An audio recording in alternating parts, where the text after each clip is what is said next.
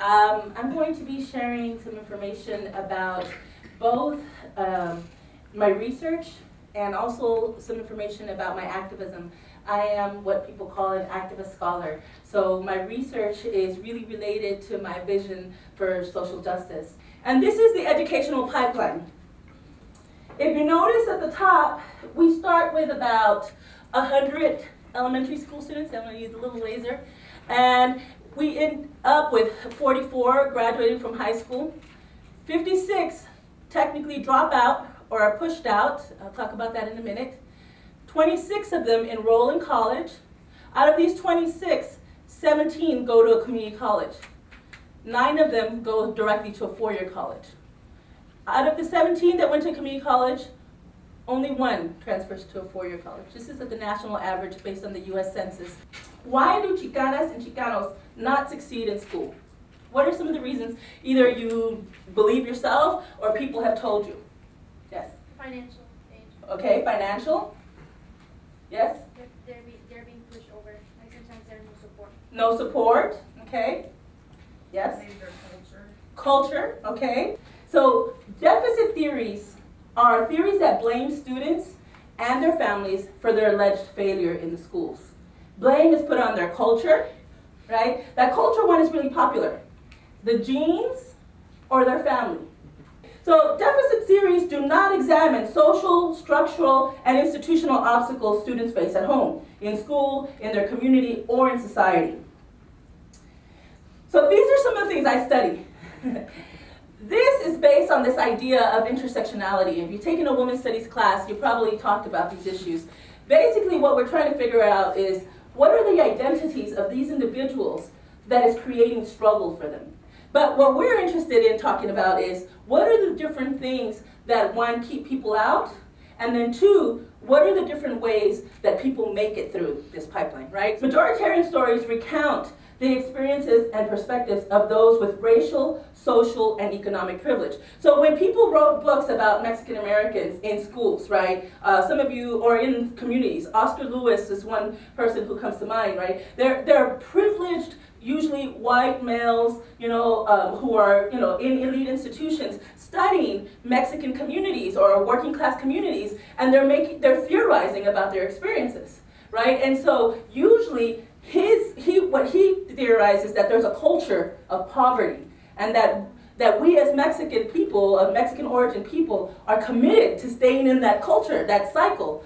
And what it did, it froze us in this cycle, and didn't imagine that we actually had the ability and aspirations to step outside of that, but that there were other struggles that were involved, right? So again, what we're saying is that the counter stories of people who have made it through this pipeline has revealed that they didn't make it just because they worked harder than their friend or their brother or their sister.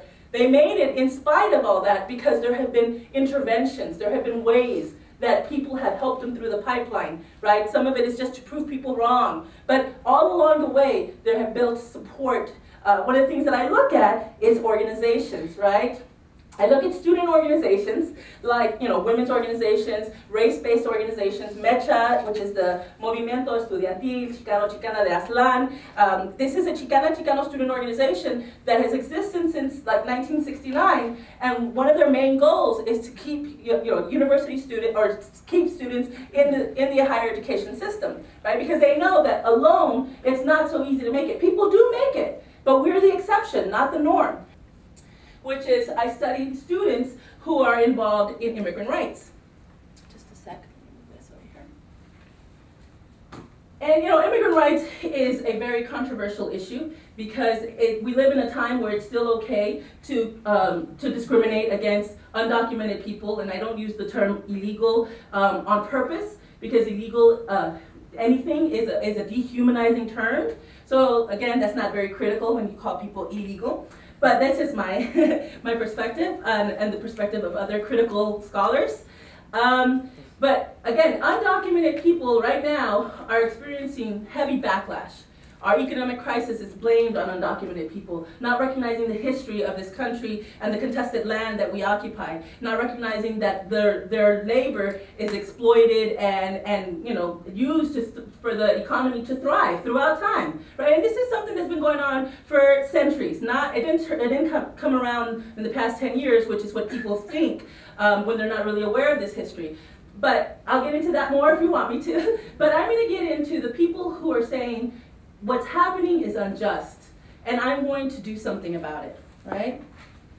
So I started, I don't know if you noticed, but I started by showing this picture of Canyon Springs High School, but really there were students walking out across the country from middle schools, elementary schools, high schools, universities, students who walked out of school on their own and said, you know what, I'm going to go to the street and I'm going to tell people that I do not agree with HR 4437, which was being proposed to make people who are living in the United States undocumented to be treated as felons, and anybody who was aiding them would also be treated as a felon, right? So this was the law that was being proposed, and the students were protesting that law. Okay, so I'm going to show you some photos of the, I'm very visual, so I'm going to show you some photos of the students, and some of the posters, what they read is, so, how are you different from me? Stop the raids, brown power. Human and equal rights for all immigrants. Right? Cultural pride. Again, this was heavily critiqued. The fact that people were proud of their origin, as if they should be ashamed of who they are. This was a protest that I followed. A small group of high school students practicing their freedom to protest and get involved in the civic engagement of the city and the political process.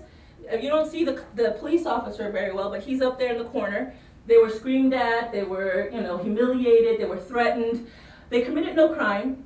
They were accused of truancy, but they had the permission of their parents overwhelmingly. And in fact, even if they didn't have the permission of their parents, we live in a society that purports itself to be free. This is something that we all fight for, this idea of freedom. But the students were not allowed to engage in that freedom of political protest. This was in 2006, an immigrant rights protest. If you've ever been to Las Vegas, this is downtown, Fremont Street.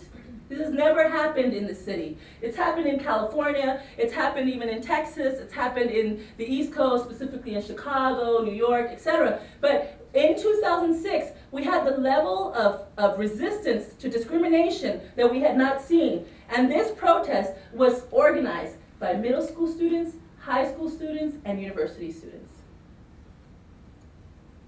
They closed down the Las Vegas Strip. This is by the MGM. They walked all the way from Fremont Street to the corner of Tropicana and Las Vegas Strip, which is 6 or 7 miles. And literally, it was like a parade. People were waiting at the intersections to join them. And it was a multiracial, although predominantly Latino, Latina event. So all this to say and end on this idea of, you don't know my status. This was a phrase that the students came up with late at night. They were organizing this protest, or several protests, within, let's say they had about 2 to 3 weeks. They created that protest, and that's how long it took. But they were at the Women's Studies Department. We opened up the space so that they could organize there, because there are no other spaces in the city or the university where they are allowed to do that kind of organizing. But they were staying there till 3, 4, or 5 in the morning every night, making posters and coming up with ideas of why they created those points. They did all of these things to relay a message that they felt was heavily misguided by the media and by their teachers, by their professors, etc. But they came up with this theme, or this idea: you don't know my status. What it signifies is that you don't know who I am. You don't know what struggle I've been through. You don't even know the struggle of my community. I might be, a person of color. I might be a woman. I might be a gay or lesbian person. I might be an undocumented person. And for all of these things, I experience discrimination. And you have no idea what this experience is like unless you have lived it or you have seen for yourself what that experience is.